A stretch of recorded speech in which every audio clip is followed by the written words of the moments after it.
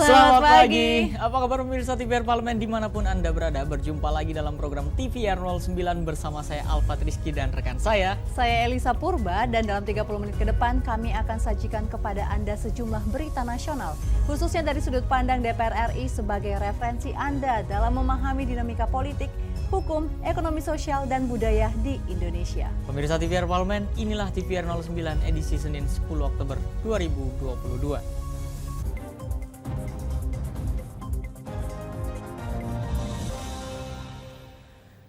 Pemirsa, mengawali berita pada pagi hari ini, salah satu isu prioritas yang dibahas dalam gelaran P20 adalah green economy atau ekonomi hijau.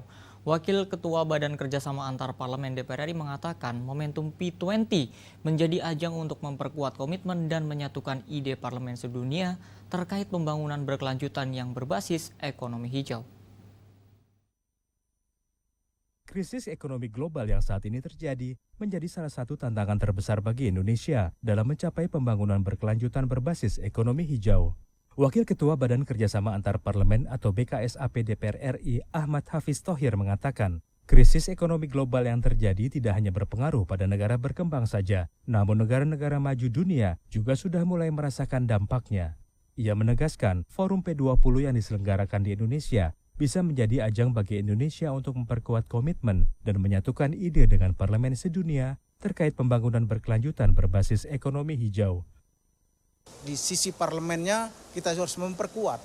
Apakah kita bisa satu ide, apakah bisa kita memasukkan konsep itu ke dalam kerjasama internasional, kemudian juga memblendingnya menjadi ekonomi hijau seperti yang disampaikan Ibu Sri Mulyani, Menteri Keuangan kita, pelan-pelan APBN kita sudah mulai masuk ke green economy.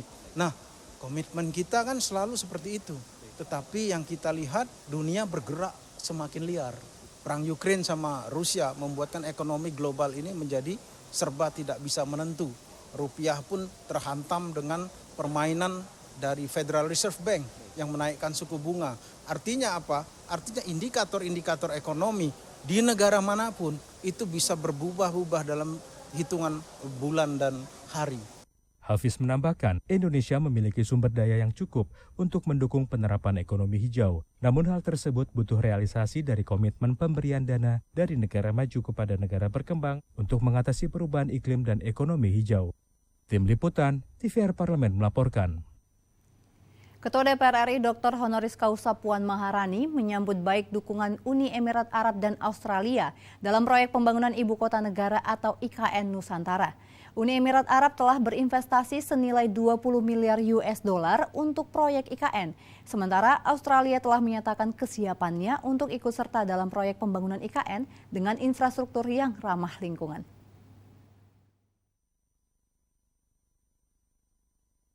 Ketua DPR RI Dr. Honoris Causa Puan Maharani mengapresiasi dukungan Uni Emirat Arab dan Australia untuk proyek pembangunan Ibu Kota Negara baru Indonesia di Kalimantan Timur.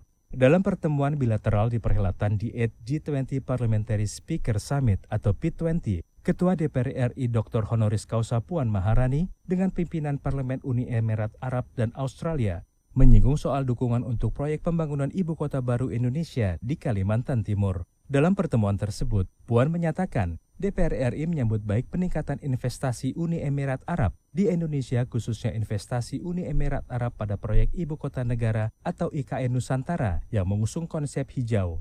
Uni Emirat Arab telah menaruh investasi senilai 20 miliar US dollar atau setara dengan 299,5 triliun rupiah. Puan mengungkapkan berkat arahan langsung Mohammed bin Zayed yang memegang peranan penting kebijakan negara, Uni Emirat Arab diketahui akan menggelontorkan investasi sebesar 10 miliar US dollar yang akan ditempatkan pada dana kelolaan Indonesia Investment Authority. Indonesia dan Uni Emirat Arab sendiri telah membangun hubungan bilateral yang erat selama 46 tahun. Pembicaraan antara IKN Nusantara juga turut dibahas dalam pertemuan bilateral antara Puan dengan Ketua DPR Australia, Milton Dick. Pihak Australia menyatakan siap ikut serta dalam proyek pembangunan IKN Nusantara dengan infrastruktur ramah lingkungan. Australia juga menawarkan program antisipasi perubahan iklim atau climate change. Australia di bawah kepemimpinan Perdana Menteri Anthony Albanese berharap bisa lebih mengeratkan kerjasama khususnya antara Indonesia dan Australia. Tim Liputan TVR Parlemen melaporkan. Pemirsa, terkait penanganan korban tragedi Kanjuruhan, Komisi 9 DPR RI mendorong pemerintah untuk memberikan layanan kesehatan yang sebaik-baiknya dan menanggung seluruh biaya pengobatan. Informasi lengkapnya sesaat lagi, untuk itu tetaplah bersama kami di TVR 09.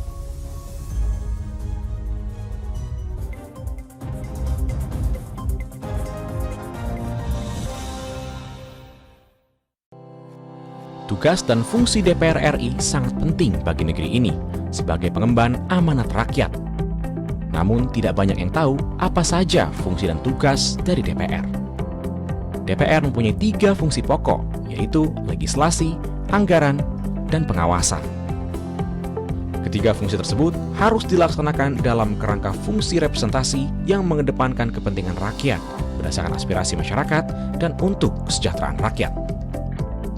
Dari fungsi legislasi, DPR RI mempunyai tugas dan wewenang untuk menyusun dan menetapkan program legislasi nasional bersama dengan pemerintah, menyusun dan membahas rancangan undang-undang, menerima rancangan undang-undang dari DPD, membahas rancangan undang-undang yang diusulkan oleh Presiden ataupun DPD, menetapkan undang-undang bersama dengan Presiden, menyetujui atau tidak menyetujui peraturan pemerintah pengganti undang-undang yang diajukan Presiden untuk ditetapkan menjadi undang-undang. Sementara, fungsi anggaran membahas dan memberikan persetujuan atau tidak memberikan persetujuan terhadap rancangan undang-undang tentang APBN yang diajukan Presiden, memperhatikan pertimbangan DPD atas rancangan undang-undang tentang APBN dan rancangan undang-undang terkait pajak, pendidikan, dan agama, menindaklanjuti hasil pemeriksaan atas pengelolaan dan tanggung jawab keuangan negara yang disampaikan oleh BPK, memberikan persetujuan terhadap pemindahan aset negara maupun terhadap perjanjian yang berdampak luas bagi kehidupan rakyat yang terkait dengan beban keuangan negara.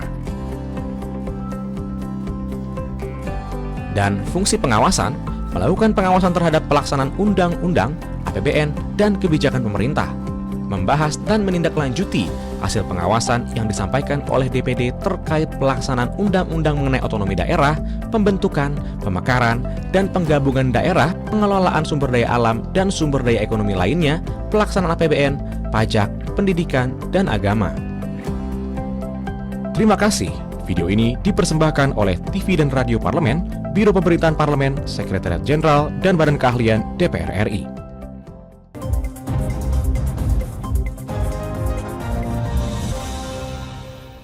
Kembali di TVR 09. Pemirsa, Komisi 9 DPR RI mendorong pemerintah untuk menggratiskan seluruh pelayanan kesehatan bagi korban tragedi Kanjuruhan. Selain itu, Komisi 9 juga meminta pendampingan kejiwaan bagi korban, utamanya anak-anak, untuk menghilangkan trauma.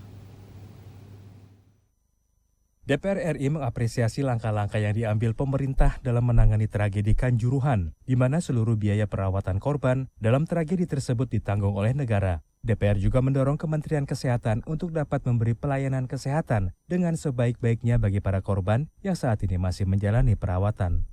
Anggota Komisi 9 Edi Wuryanto meminta pemerintah fokus pada pelayanan kesehatan untuk para korban dengan menggratiskan biaya perawatan kesehatan untuk mengurangi beban korban. Selain itu, Edi meminta pendampingan untuk para korban dalam menghilangkan traumatik, terutama pada anak-anak. Maka pemerintah harus memberi perhatian khusus, terutama untuk layanan kesehatan dan pembiayaan kesehatan, agar mereka beban keluarga, beban mental dan lain sebagainya itu bisa teratasi dengan baik.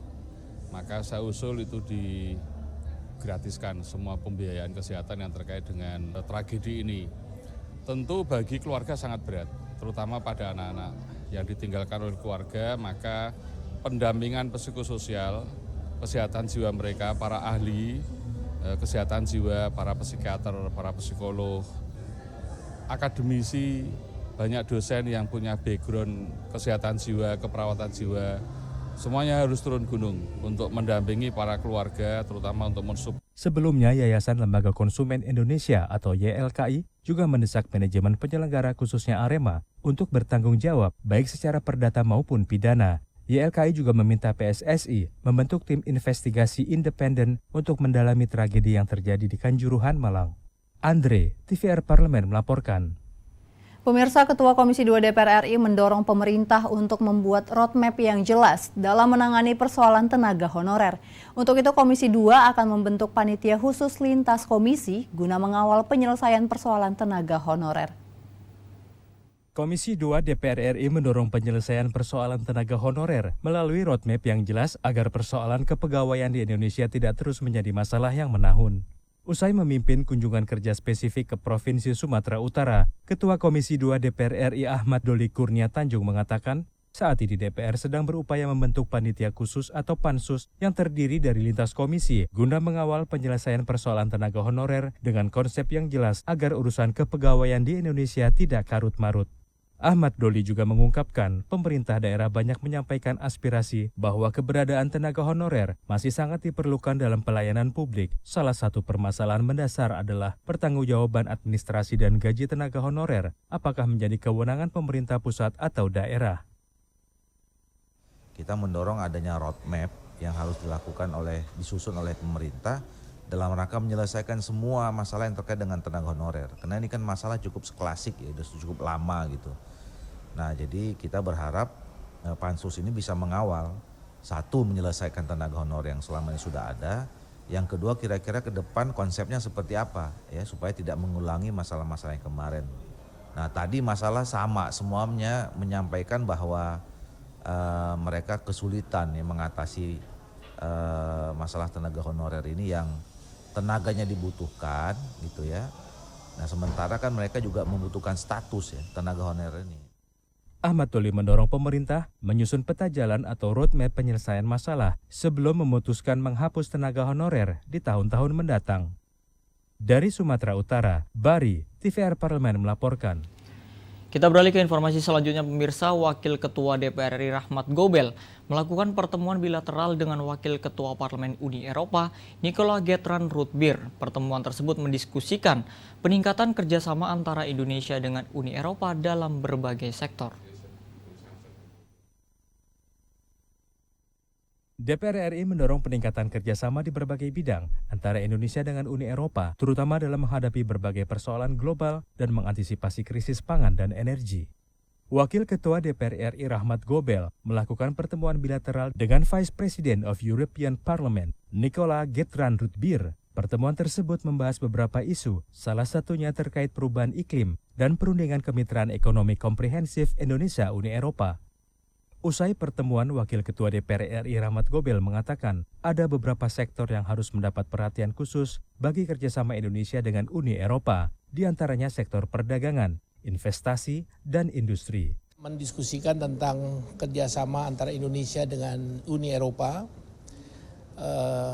baik itu pada sektor-sektor perdagangan, investasi, dan industri. Di samping itu juga kita mendiskusikan perlu ada pembahasan bersama antara Parlemen Indonesia dan Parlemen Uni Eropa, membahas isu-isu tentang krisis pangan dunia maupun krisis energi dan juga masalah climate change.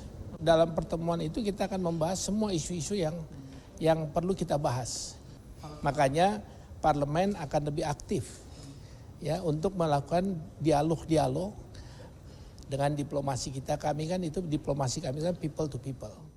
Uni Eropa merupakan salah satu mitra dagang utama Indonesia. Oleh karena itu, pertemuan antara DPR RI dengan Parlemen Uni Eropa merupakan salah satu upaya untuk mendorong peningkatan transaksi perdagangan dan memberikan manfaat bagi kedua belah pihak.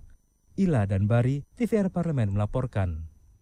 Forum P20 yang diselenggarakan di Indonesia pada pekan lalu menjadi ajang bagi Indonesia untuk memperkuat komitmen dan menyatukan ide dengan parlemen sedunia terkait pembangunan berkelanjutan berbasis ekonomi hijau. Dan informasi lengkapnya akan kami hadirkan usai jeda berikut ini. Untuk itu tetaplah di TVR 09.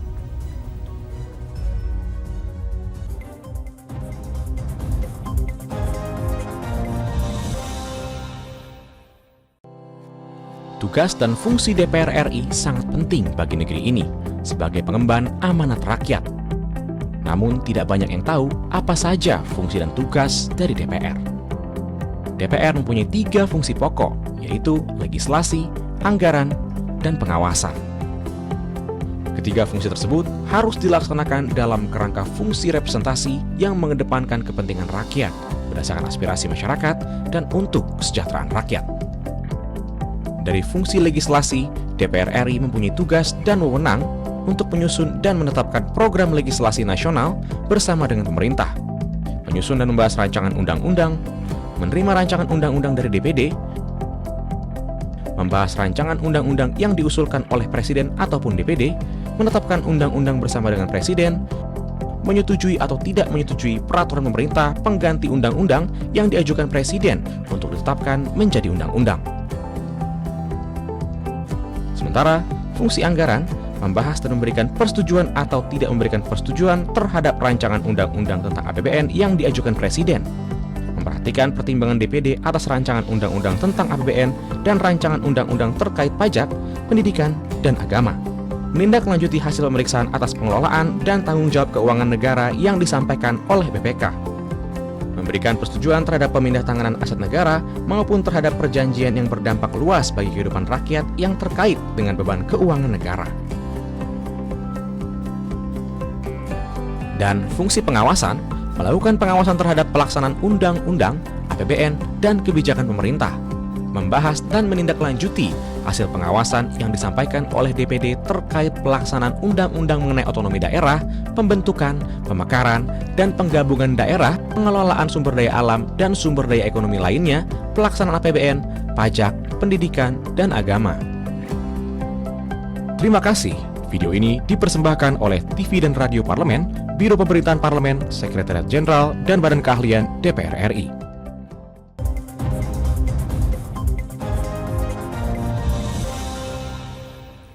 Kembali di TVR 09. Pemirsa, Indonesia menaruh perhatian besar untuk pengembangan sektor ekonomi hijau maupun pembangunan rendah karbon.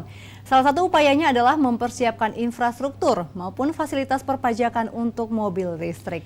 Dan pemirsa, DPR RI berusaha untuk terus berjuang membantu pemerintah untuk merealisasikan program ekonomi hijau dan transisi menuju energi bersih dengan menggalang kerjasama global untuk mengatasi berbagai kendala yang menghambat.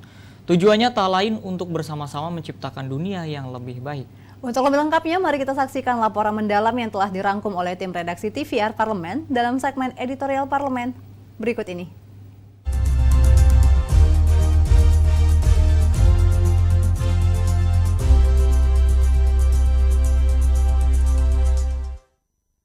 Mengusung tema Stronger Parliaments for Sustainable Recovery, DPR RI sebagai representasi dari masyarakat Indonesia ikut mendukung pemulihan krisis multidimensi yang sedang melanda berbagai belahan dunia untuk diselesaikan sebagai tanggung jawab bersama. Sebagai tuan rumah dari G20 Parliamentary Speaker Summit atau P20 yang ke-8, DPR RI berusaha untuk terus berjuang membantu pemerintah merealisasikan program ekonomi hijau dan transisi menuju energi bersih dengan menggalang kerjasama global. Ajakan ini tak hanya berlaku bagi masyarakat dunia, tetapi juga masyarakat Indonesia bersama-sama menciptakan dunia yang lebih baik. Anggota Badan Kerjasama Antar Parlemen atau BKSAP DPR RI, Diah Roro Esti, mengajak seluruh masyarakat Indonesia untuk berperan aktif dalam mengurangi gas emisi karbon. Jadi banyak sekali hal yang harus kita lakukan, terutama menggunakan fungsi legislatif kita ya, karena misalnya di DPR ini kan ada 11 komisi dan setiap komisi sebetulnya mempunyai perannya masing-masing untuk mengurangi emisi karbon tersebut. Misalnya komisi 7 kita fokusnya lebih ke energy transition, lalu kemudian misalnya komisi 4 lebih fokus terhadap bagaimana kita bisa mengurangi emisi karbon di sektor perhutanan, pertanian dan lain sebagainya gitu. Jadi banyak sekali hal yang harus kita dorong baik dari segi legislasinya dan juga pengawasan, memantau apakah pemerintah selama ini melakukan aksi dan menerapkan program-program yang mempunyai tujuan untuk mengurangi emisi karbon gitu. Jadi it's a holistic problem dan butuh multidisciplinary approach. Kita harus bergandengan tangan untuk memantau, memonitor dan melakukan aksi secara bersama-sama. Tak hanya itu, DPR RI juga memiliki Kaukus Ekonomi Hijau yang terdiri dari lintas fraksi dan komisi sebagai salah satu upaya legislasi untuk berkontribusi dalam pengurangan gas emisi karbon. Harapannya perubahan yang dilakukan akan menciptakan multiplier effect bagi masyarakat dan dunia. Lewat pertemuan bilateral dengan parlemen dari berbagai negara, DPR RI berusaha menjalin kerjasama yang lebih erat untuk membantu Indonesia lebih cepat menuju pembangunan ekonomi hijau yang lebih ramah lingkungan.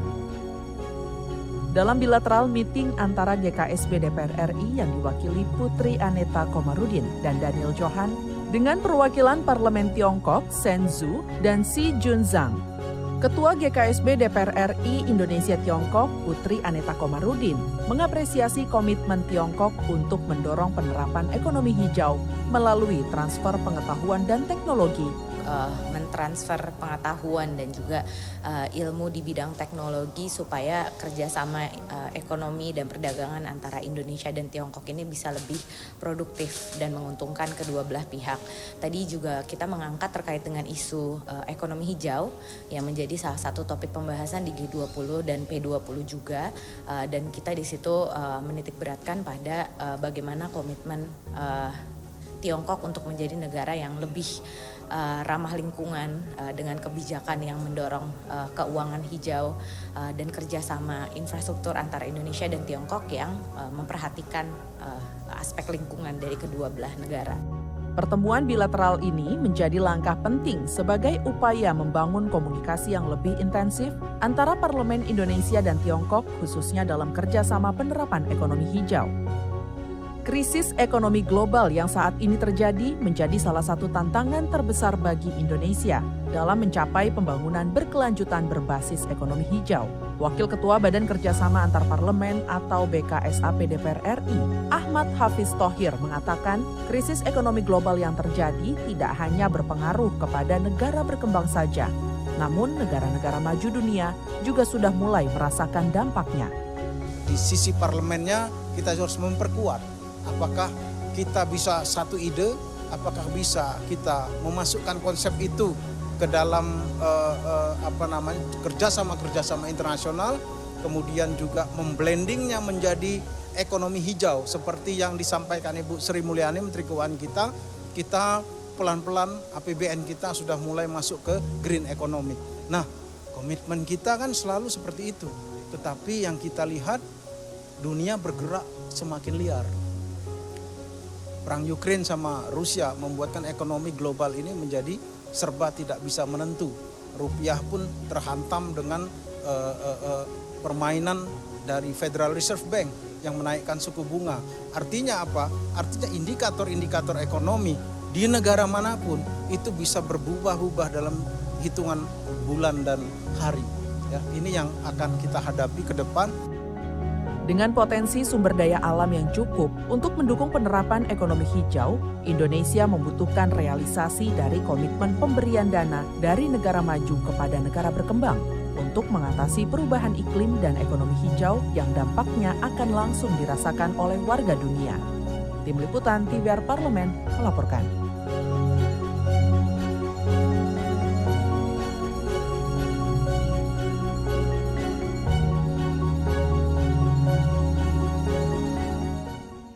Museum of Modern and Contemporary Art in Nusantara atau yang lebih kita kenal sebagai Museum Macan memamerkan karya seniman Agus Suwage bertajuk The Theater of Me yang telah diselenggarakan sejak Juni lalu hingga 15 Oktober mendatang. Nah, penasaran apa saja yang dipamerkan pada gelaran tersebut? Informasinya akan kami hadirkan sesaat lagi pemirsa. Untuk itu jangan kemana-mana, tetaplah bersama kami di TVR 09.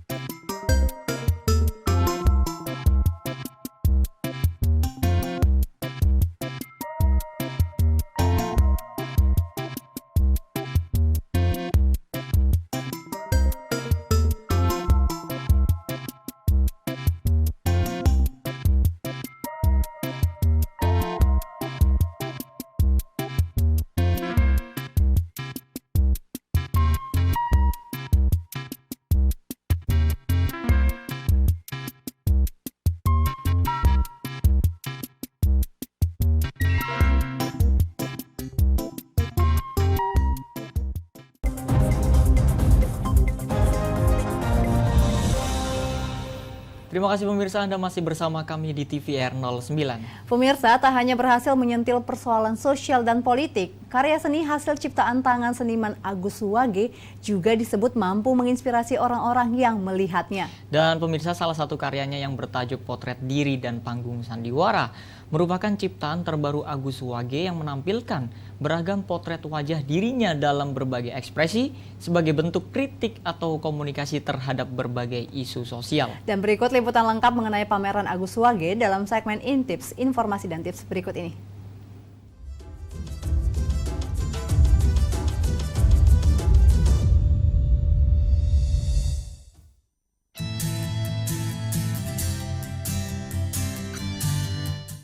Pemirsa TVR Parlemen, apakah pemirsa penyuka barang-barang seni?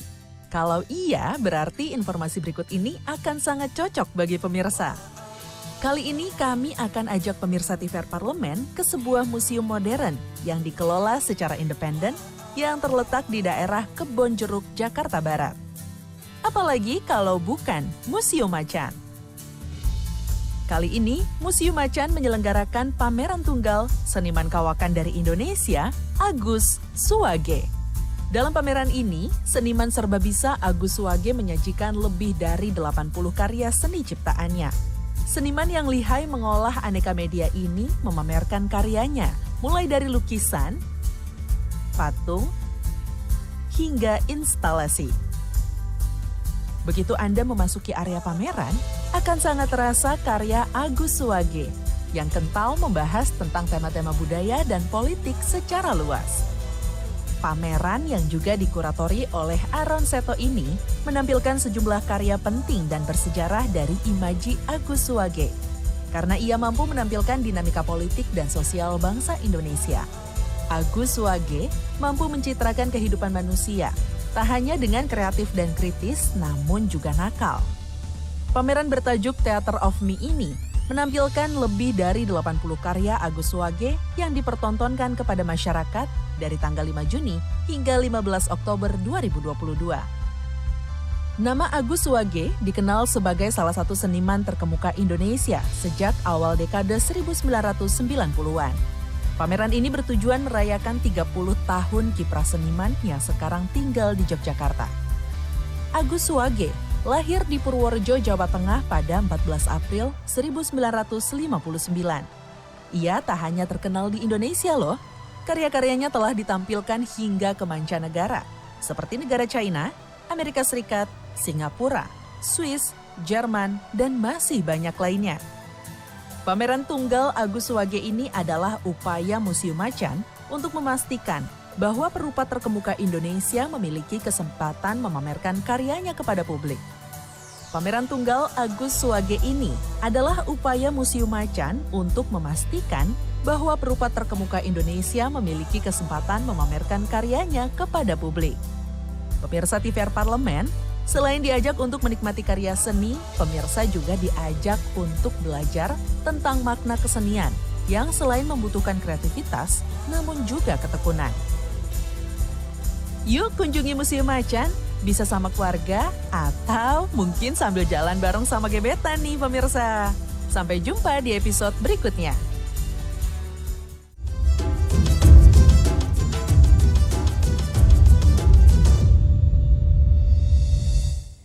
Baik pemirsa, di penghujung acara kami informasikan kepada Anda bahwa DPR RI saat ini sedang memasuki masa reses, di mana seluruh anggota Dewan kembali ke daerah pemilihan masing-masing untuk melaksanakan fungsi representasi DPR, menyerap dan menghimpun aspirasi masyarakat, serta menindaklanjuti dan memberikan pertanggungjawaban kepada konstituen di daerah pemilihannya. Sejumlah agenda dan program DPR RI lainnya masih dapat Anda saksikan pemirsa secara langsung di TVR Parlemen, melalui kanal utama, kanal komisi dan juga kanal alat kelengkapan Dewan lainnya yang tentunya dapat Anda akses di tvr.dpr.go.id. Dan pemirsa TVR Parlemen, demikian TVR 09 edisi pagi ini. Kami ingatkan untuk tetap waspada pada persebaran virus COVID-19 dan tetap patuhi protokol kesehatan. Segenap kru TVR Parlemen yang bertugas mengucapkan terima kasih telah menyaksikan TVR 09 pagi ini. Saya Elisa Purba dan rekan saya Alfat Rizky, sampai bertemu kembali di TVR 09 esok hari. TVR Parlemen, referensi Indonesia.